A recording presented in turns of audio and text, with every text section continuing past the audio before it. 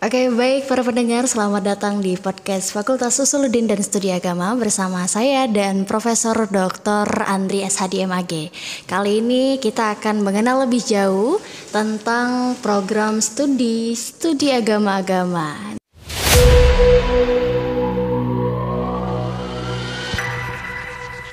Para pendengar, hari ini kita sudah bersama dengan narasumber kita, yaitu Bapak Profesor Dr. Andreas Hadi MAG. Beliau merupakan guru besar bidang agama dan studi perdamaian. Dan kali ini beliau akan membersamai kita membahas tentang bagaimana program studi agama-agama yang ada di Fakultas Usuluddin dan Studi Agama. Nah, Prof, ini kan program studi yang memang ada di Sumatera Barat khususnya, dan memang salah satu-satunya ya di Sumatera Barat ini, dan khususnya di UIN Imam Bonjol Padang.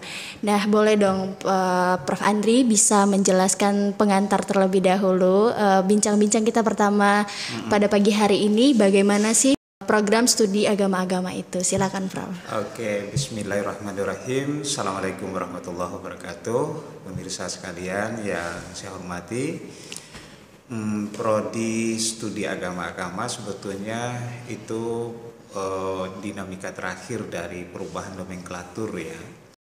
Sebelumnya di tahun 60-an sampai tahun 2023, Prodi ini kan bernama bukan 2023, maaf salah. Sampai 2017 Prodi ini kan bernama Perbandingan Agama. Itu namanya jurusan, tidak prodi. Nah, namanya Perbandingan Agama, lalu kemudian berubah nomenklatur karena mengikuti tren dan perkembangan baru dalam kajian studi agama-agama. Kemudian dia berubah nama menjadi Studi Agama-agama. Dan itu yang sekarang kita singkat dengan inisial SAA. Nah, sebetulnya perbandingan agama atau yang sekarang sudah beralih nomenklatur menjadi studi agama-agama itu tradisi khazanah keilmuan Islam yang sangat klasik dan panjang ya. Sebelum kita mengenal tokoh-tokoh studi agama Barat, katakanlah Max Muller, kemudian Joachim Watt dan seterusnya dan yang lain-lain, kita sebetulnya di dunia Islam juga sudah di abad 9 itu sudah ada Al-Biruni, As-Rastani, kemudian Ibnu Hazm. Itu sebetulnya peletak studi agama yang awal. Orang hanya mengenal Al-Biruni itu ya dia matematikawan, kemudian pelancong. Orang lupa kalau Al-Biruni punya karya yang disebut dengan Al-Hind. Itu kitab tentang agama orang-orang, ada yang terjemahkan India, ada yang terjemahkan Hindu. Jadi dia menulis buku tentang itu, dan itu hasil dari observasi, hasil pengalaman riset empirisnya selama bertahun-tahun di sana, lalu dijadikan buku.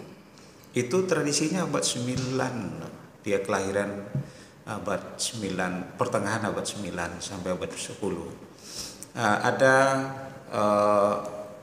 Al-Milal wa Nihal karya As-Rastani yang juga di pondok pesantren diajarkan.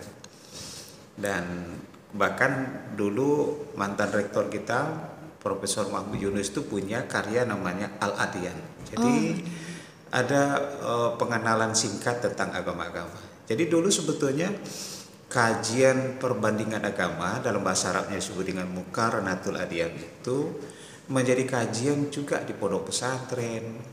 Bahkan pondok-pondok pesantren tradisional di Minangkabau dulu mencantumkan salah satu mata pelajarannya itu Al-Adiyan.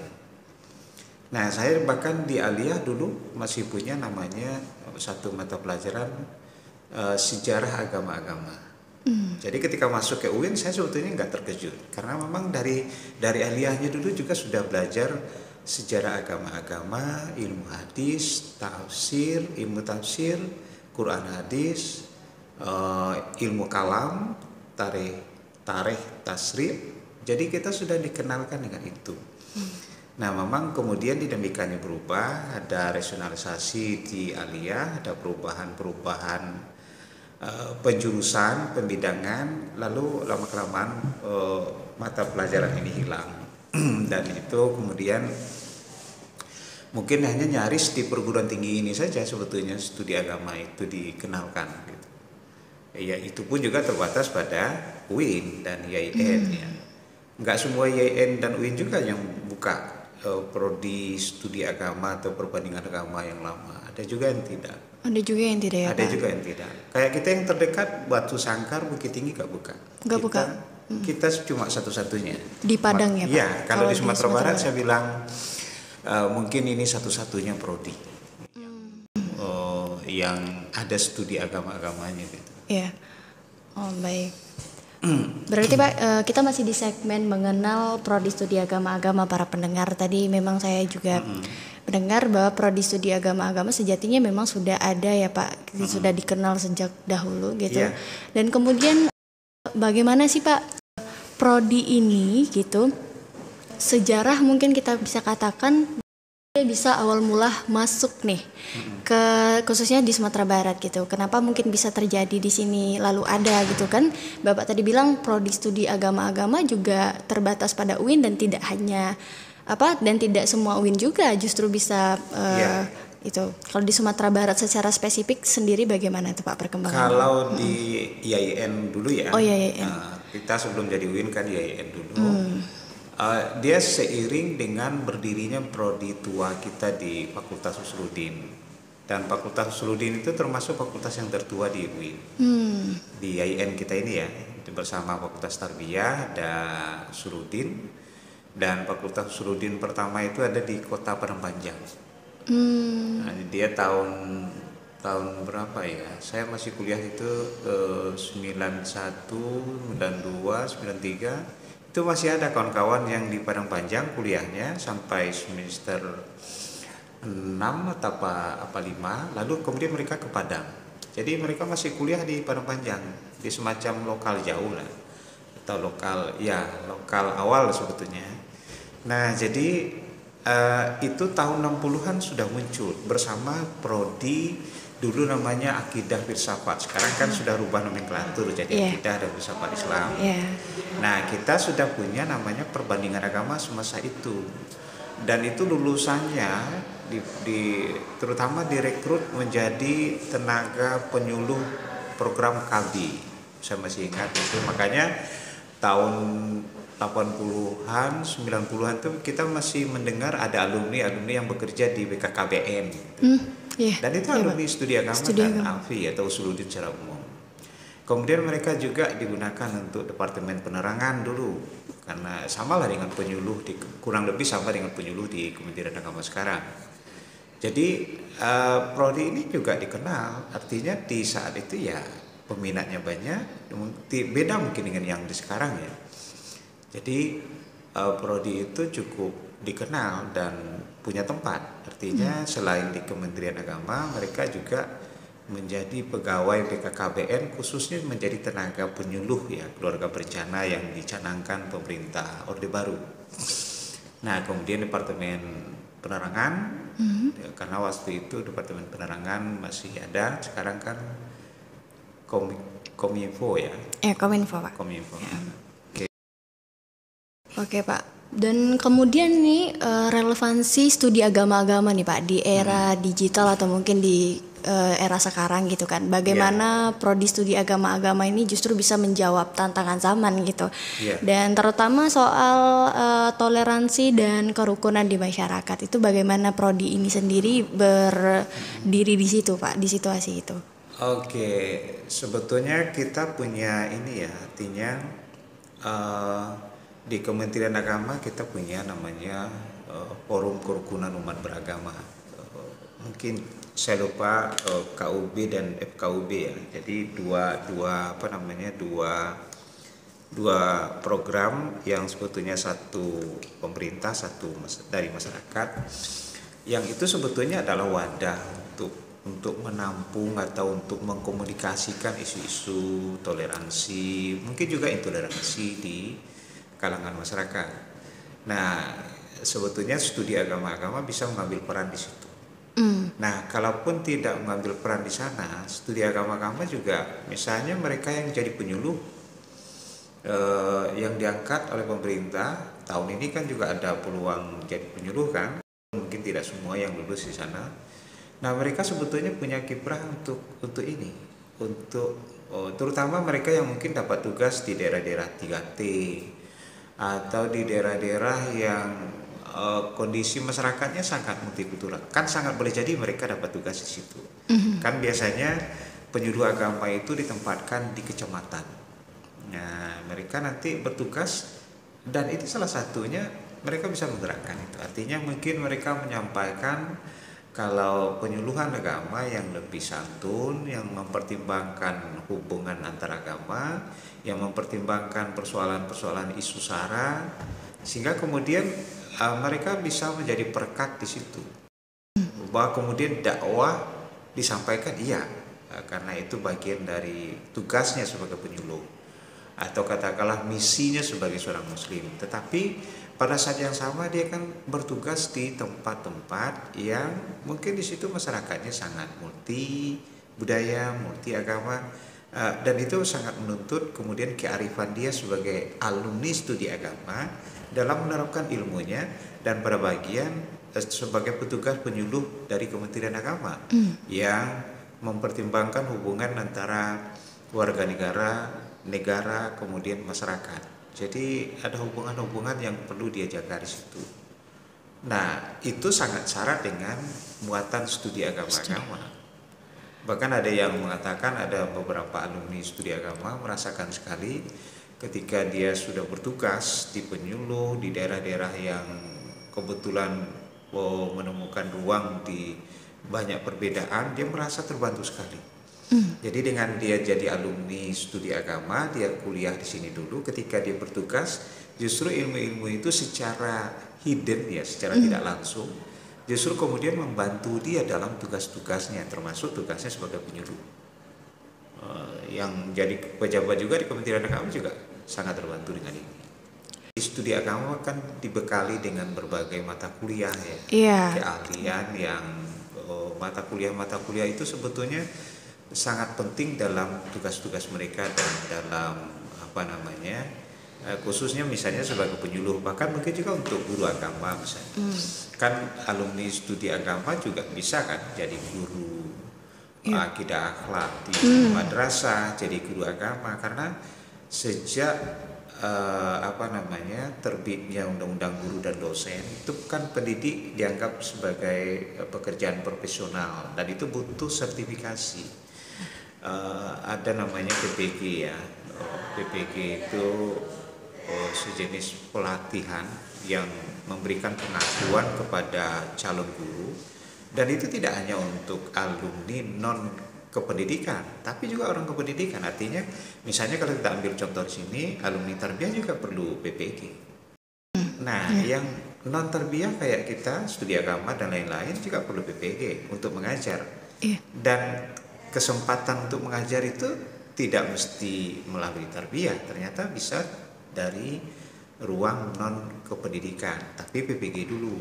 Mungkin PPG dalam jabatan bagi mereka yang sudah punya pengalaman mengajar, atau PPG dalam prajabatan namanya, jadi menjelang mereka menjadi guru profesional. Artinya dia terbuka di situ. Nah, mereka yang bakal nanti jadi guru agama di sekolah umum, mungkin juga jadi guru agama di aliyah, di sanawiyah, di madrasah ibtidaiyah, yang mungkin saja lingkungannya yang multikultural, atau bahkan mungkin kalau sekolah umum kan sangat mungkin siswanya beragam, gurunya beragam, letaknya di tempat yang beragam, dan itu sangat butuh skill keahlian dari studi agama. Kenapa? Karena studi agama dibekali dengan kajian tidak hanya agama klasik kan, tapi agama hubungannya dengan isu multikultural, agama hubungannya dengan isu budaya lokal, agama hubungannya dengan negara, agama hubungannya dengan media. Kan Anda juga belajar kan isu agama dan multimedia kan. Jadi kita dibekali skill-skill seperti itu untuk memudahkan sebetulnya baik berinteraksi dengan lingkungan yang berbeda maupun untuk kompetensi dalam memperkaya Anda dalam menjalankan tugas. Dan itu mungkin kompetisinya nanti akan kompetensi itu akan terasa hidden ya, dia mungkin datang mengalir di saat dibutuhkan. Jadi karena dia sudah dipelajari, dia bagian dari diri kita. Ketika kita bertugas atau menjalankan pekerjaan, dia hadir di situ sebagai bagian dari itu tadi, kompetensi yang tidak kita sadari. Dan itu kita dapatkan dari sini. Dari prodi studi Dari agama. prodi studi agama. Kemudian juga ada riset-riset, pengalaman riset yang diperkaya di sini. Ada banyak dosen yang melakukan penelitian dan pengalaman mereka itu ketika mengajarkan itu juga memberikan kearifan, apalagi penelitiannya lapangan, butuh negosiasi, butuh interlasi, mungkin juga butuh komunikasi di situ. Jadi itu keterampilan yang sebetulnya secara tidak langsung melekat pada mata kuliah dan itu bagian dari studi agama. Oke, baik Pak. Prodi studi agama-agama ini Pak, alumninya tuh kalau Bapak sendiri sebagai dosen nih ya, sudah belajar berapa lama Pak di sini mengajarnya di Fakultas Usuluddin? Saya sudah masuk ke 25 tahun. 25 tahun. 99 saya di sini. Oh, luar biasa sekali ya Pak. Dan Bapak sendiri adalah dekan Fakultas Usuluddin dan Studi Agama saat ini juga. Dan sekaligus Bapak alumni Prodi Studi Agama-agama dan sekarang menjadi seorang profesor ya teman-teman pendengar, guru besar pada bidang agama dan studi perdamaian. Dan selama Bapak menjadi seorang akademisi di sini, tentunya Bapak juga sangat mengenal bagaimana alumni SAA gitu ya. Boleh Bapak beritahu Pak bagaimana alumni ini berkiprah? Biasanya mereka ini alumni SAA ini bekerja di bidang apa aja nih Pak? Selain tadi yang Bapak sebutkan penyuluh, kita juga bisa menjadi seorang tenaga pendidik dan itu juga menjadi seorang guru di sekolah-sekolah gitu. Kemudian seperti yang lain-lain itu bagaimana Pak? Oke. Pada umumnya memang kebanyakan itu mengikuti arus ya. Banyak di antara mereka itu yang jadi penyuluh agama karena itu memang bagian terbesar dari porsi yang disediakan oleh negara gitu. Artinya alumni Usuluddin termasuk di dalamnya studi agama-agama dan mungkin juga fakultas lain terbuka peluang untuk menjadi penyuluh di Kementerian Agama, menjadi juga penghulu ya dulu. Nah, sekarang kan dipisah itu ada penghulu, ada penyuluh. Itu yang terbesar. Dan rupanya dalam kenyataannya ternyata banyak juga yang jadi guru. Oh gitu ya Pak? Iya, bukan satu dua, mungkin sudah puluhan bahkan ratusan ya. Yang mereka dahulu jadi guru itu sebelum ada PPG namanya pelatihan PPG namanya Akta 4. Jadi dia sejenis itu. Nah, mereka mungkin melalui jalur PPG, ada yang terakhir sudah melalui jalur yang pertama melalui jalur Akta 4, kemudian ada yang terakhir melalui jalur PPG dan mereka sudah jadi guru profesional, artinya dibayarkan sertifikasinya dan mendapat gaji tetap gitu. Itu yang pegawai atau yang di bawah pemerintah. Yang swasta juga banyak. Nah, di luar itu ternyata dalam perkembangannya kalau negara cukup yang mengakui, artinya tidak hanya peluang untuk jadi guru dan penyuluh, bahkan di tahun 2000-an, saya lupa apakah 2021 atau sebelumnya, ada formasi dibuka di BIN, Badan Intelijen Negara, untuk alumni studi agama-agama. Nah, jadi ternyata kita juga peluangnya itu sebetulnya terbuka ya, tapi tentu tergantung kompetensi dari mahasiswanya atau skill dari yang bersangkutan. Pernah juga yang terakhir kalau kamu ikuti yang tahun ini, tahun 2024 kemarin itu juga ada peluang di BRIN misalnya, Badan Riset dan Inovasi Nasional. Jadi dalam kasus-kasus tertentu misalnya ada yang menarik, misalnya ada alumni kita Tribunga Firma ya. Nah itu kan sekarang ngajar di pondok, dia diterima di pondok bukan ngajar bidang-bidang keagamaan, misalnya guru bahasa Arab, guru akidah, guru Quran dan hadis dan seterusnya. Enggak, guru tahfiz misalnya. Kalau kita ke pondok kan identik dengan itu ya. Enggak, dia diminta tuh ngajar bidang publikasi dan riset. Nah itu kan ruang-ruang lain yang mungkin sebagai pengembangan dari studi agama yang mungkin juga hidden. Dia dapat dulu dengan mata kuliah riset yang banyak, ada pengalaman menulis, kemudian dia punya kemampuan tentang itu dan dipakai. Dia tidak diminta untuk ngajar bahasa Arab dan lain-lain, tapi ngajar bidang riset dan publikasi. Dan itu unik menurut saya. Di luar itu ada juga yang punya pengalaman menjadi peneliti kayak Bu Yumas yang pernah kita undang ke sini. Ada yang jadi punya pengalaman di LSM, bahkan ada namanya Ilma Sofrianti, itu masih ada tingkat jalannya oleh saya dan sekarang bekerja di LSM dan sudah malang melintang di situ. Dan lucunya dia itu sudah lulus pegawai Kemenak dulu, penyuluh, dia berhenti. Dia tidak lanjutkan. Dia tanya dengan saya, "Bang, gajinya berapa ya di sana?" Waktu itu saya masih gaji pokok 90.000 sekian. Kemudian naik ya sekitar mungkin 300-an ribu. Kalau sekarang mungkin ya di atas berapa juta ya, 4 jutaan atau berapa. Bukan, enggak sampai 2 jutaan atau berapa. Waktu itu dia sudah dibayar bekerja di LSM per bulan itu 4,5 juta. Oh, kalau gitu saya di sini aja Bang. Jadi dia nggak mau. Artinya sebetulnya peluang itu banyak ya. Artinya apalagi sekarang kemampuan itu kan menjadi terbuka. Media membuka diri untuk menyediakan kemampuan-kemampuan baru dan itu mungkin tidak didapatkan di perguruan tinggi.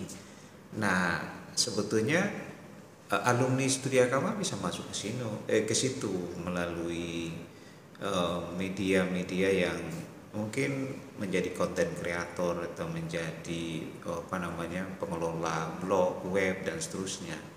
Itu kan juga bisa menjadi peluang dan isunya kan bisa di isu kita, isu multikultural, isu keragaman, isu hubungan antar agama dan seterusnya.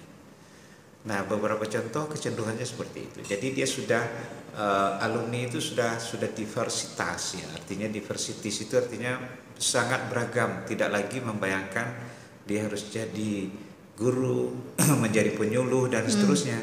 Tapi bisa mungkin jangan-jangan juga seperti kamu menjadi penyiar misalnya. Iya. Menjadi ya mungkin macam-macam ya. Saya nggak tahu persis pengembangannya, tapi yang kita dapati ternyata makin beragam.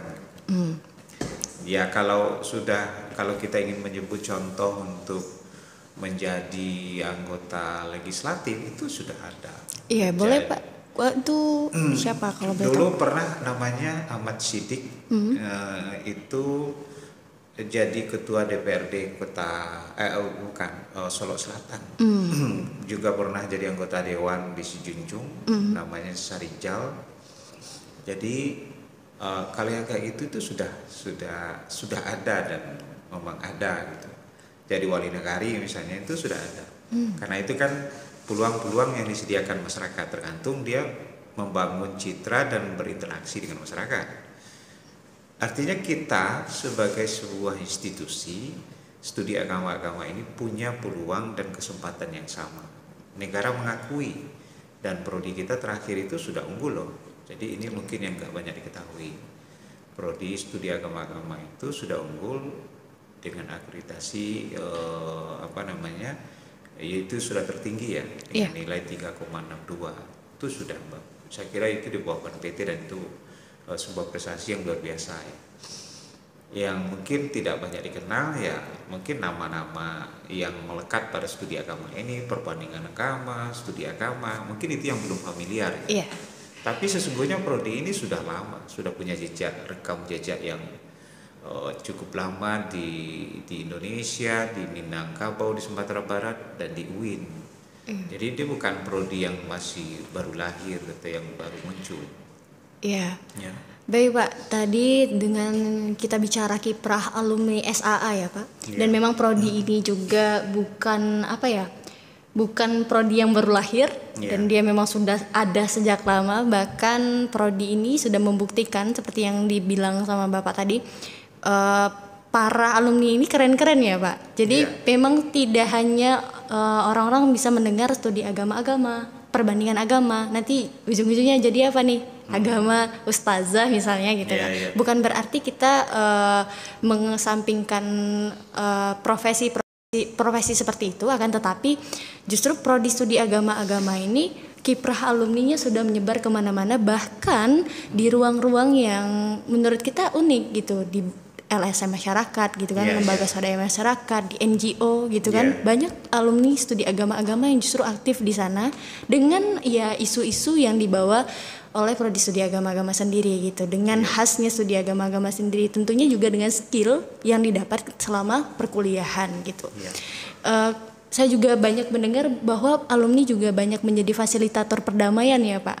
Jadi Iya. masuk ke NGO gitu kan, membutuhkan fasilitator ke perdamaian, dan prodi studi agama-agama khususnya alumni mengisi ruang itu gitu. Dan ya jangan-jangan juga ada yang konten creator ya Pak, kayak kata Bapak.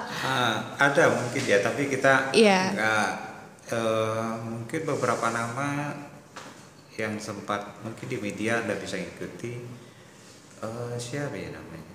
Dia juga penulis lepas di media online. Kemudian dia juga mungkin sejak dari SMA-nya dulu dia sudah aktif ya, tapi namanya saya lupa ya, mungkin menyebut namanya agak susah karena saya lupa namanya. Iya. Dia alumni studi agama, kemudian mengembangkan menjadi mungkin tidak konten kreator ya, tapi dia mengembangkan keterampilan. Dia membuat ukiran-ukiran dari barang bekas, kemudian dipasarkan di media.